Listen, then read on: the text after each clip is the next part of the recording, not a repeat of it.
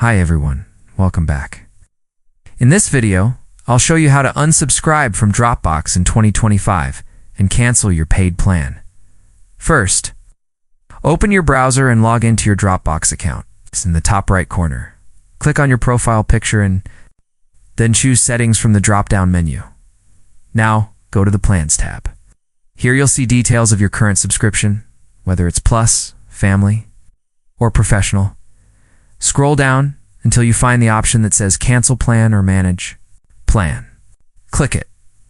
Dropbox will show you a confirmation screen. It might ask why you're canceling or offer to switch you to a lower plan. If you want to fully unsubscribe, just continue by selecting Cancel Subscription. Confirm your choice and you'll see a message that your paid plan has been canceled. Your account will stay active, but after your billing period ends, it will switch back to the free basic plan. And that's it. It's how you unsubscribe from Dropbox in 2025.